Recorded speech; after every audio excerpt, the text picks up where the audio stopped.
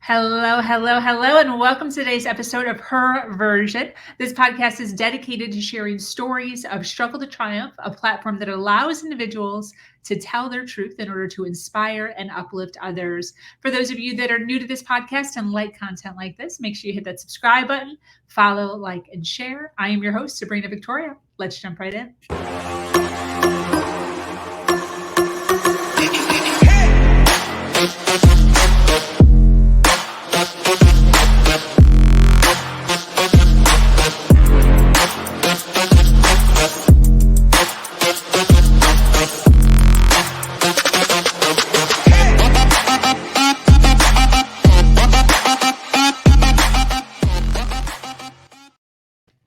Thank you for joining us today for this episode of Her Version. The Her Version platform is built on storytelling and the understanding that many times our greatest learning experiences come from listening to other people's stories. Today, I am speaking with an amazing woman named Lisa. From department store model to rubbing elbows with Madonna, Lisa has experienced everything from leading humanitarian missions to speaking on hundreds of stages across the world. She labels herself a mother, life coach, author, transformational speaker, TV host, and avid traveler with an MA in spiritual psychology. Her fascination with people has taken her to over 60 countries, landed her a documentary series on Amazon called Soul Blazing, and set her up to run her own retreats and workshops around the subject of leading a more purposeful life. So excited to have her here. Welcome, Lisa. How are you? Hi, I'm good. Thank you so much for having me. Yes, thank you for taking some time out of your day to sit and chat with me a little today. I had a chance to kind of go through all of your stuff and so much. You've done so much. Cook, she did and said it's easier if I do it because there was 5 kids. She didn't want to deal with all of us and our messes. Yes. I love this idea of you being able to look up and be reminded consistently of individuals that inspire you. Yeah. And I feel like that's such an easy thing to do, that all of us could do, as far as finding quotes or individuals or people that are doing things that you aspire to do and keeping them in front of you at all times. That's so brilliant. Mm-hmm. And then I have my declarations up there too. And, some quotes. And so I just look at that. Oh, I'm the master of the word no. Just looking at, I am a timeless, ageless goddess. I'm a powerful, committed listener. I am the undisputed champion of self-forgiveness. I stand in my optimal brilliance. I experience support of everyone around me. I stand in my vulnerability.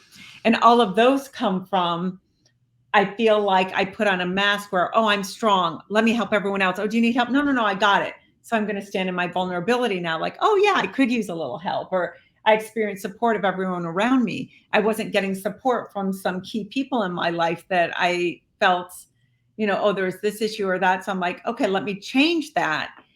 Because I keep going, God, that person, da, da, da, da, da. So your thoughts create your reality. So I go, stop saying that. Say that person is giving me love and support daily, and start saying that because there's someone I can't kick out of my life because they're, family. So that became my mantra, and then that shifted, and now we have a great relationship, and that person's a support in my life.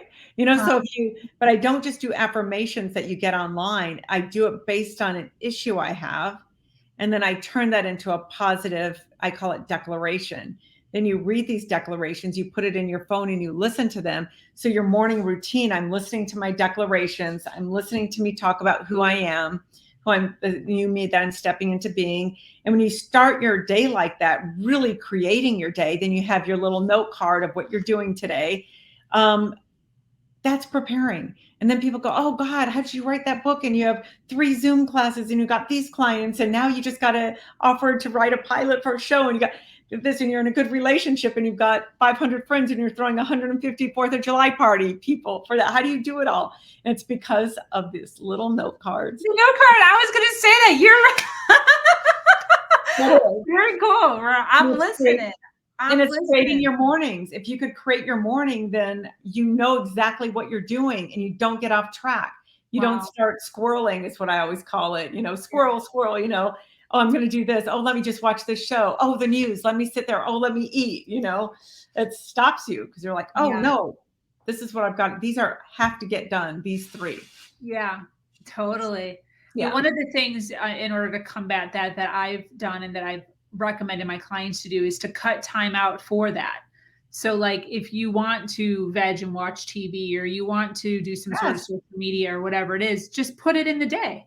Exactly. When you're doing that, the cool thing about it is if you time block it, then you don't feel the guilt of you're supposed to be doing something else while you're doing that. You can actually like do it guilt-free, which just feels so much better than to have this like heaviness of like, oh, I'm supposed to be doing this, but I'm not doing this. And then you're not necessarily like fully enjoying it even because you have all this extra stuff. I love that. I want you to talk a little bit more about curiosity.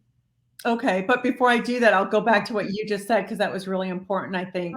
So sometimes if you do the blocks and something like really comes up, like let's say, I don't know, someone gets sick. All of a sudden they're in the hospital. That happened about a month ago. Someone got hit. And I'm like, oh, I got to go to the hospital to go visit them or give them this and that. So I'm like, oh, my block was this. You could just take that block and move it. I moved it to 6 p.m. or whatever from 2 p.m. and I went and did that, then came back. So you could move your block. It's not engraved in stone. You could just, fluctuate if need be. It doesn't happen all the time. And if really serious, you can move it to the next day, but at least you're aware of it and you're on top of it, or do a little extra the next day. But I just move those blocks sometimes. And that's why I get up sometimes at 4:30 to get stuff done that I didn't get the day before, because that time is so quiet. 4:30 to 7 or 11 p.m. till 2 in the morning are my work hours when I feel I have to get really concentrated work done. Very cool. Yes. 100. Yeah. Move your time. That goes back to, pivoting. Yes. And recognizing, which I just think your life is such a testament to you can decide to do something and then you can pivot and do something totally different. Yeah. Who do I want to be this year? Well, we don't recognize that. Like even my son, my son's 18 years old and there's this pressure of like, I don't know what I want to do because I don't know if I want to do that forever. It's like, you don't have to do it forever. Just if you feel like you're going to enjoy that, just do it now. And then when you decide that you're done doing it, then just stop doing it and then do something else. Yes. Yeah. Exactly. So back to your question about curiosity. Yeah. Curiosity to me is like, how would I describe this? When I go out to a party or like I'm throwing another big party, I do these every few months, networking and engagements or my big workshops. So I think when I do that, curiosity is really being curious about each person, not just saying, oh, they can't do anything for my career. Let me look at someone who does. Or when you're talking to someone and then they start looking over your shoulder to see, oh, okay, I already made you as a contact. Who's the next one? That is somebody who lives life just through their own lens of what's in it for me. And those people usually don't make it, or even if they do, they're not happy. They're sad and lonely inside. Curiosity to me is being interested in everyone, every culture, every religion, and understanding it and understanding other people's points of view. So you're not rigid and hard or my way's the right way. If you don't believe in God, I'm a born again Christian, you're going to burn in hell. Really? So all the Muslims, all the Buddhists, all the Jews, everyone is going to burn in hell. It just doesn't make sense. So it's like, what is your belief? And if it works for you, fantastic. And find what works for you. So staying curious, like when I travel, I don't go to a country and have an itinerary. I go to a country and say, let the country take me. So I'd look for my soul family. Oh my gosh, that just gave me chills.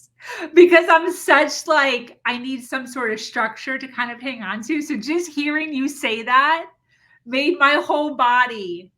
I don't even have a hotel. I go there to say, maybe I'm going to meet someone at the airport. I'm going to stay with my soul family, someone there. Are you serious? And I've done that a dozen times, maybe more. That's like a whole other level. I don't meet someone. I go get a hotel room for one night. Then as I'm out at breakfast or out around, I meet people and say, oh, can I stay at your house? I'm here for this time. I want to get to know people who I call my soul family. I go, I feel a connection with you. And then a lot of times they say yes. So now I'm staying with these hairdressers in Amsterdam, and now I'm staying with a grandma and her family. Now I'm staying in Kuwait with this family. Now I'm doing, it's just a completely different experience compared to just staying in a hotel.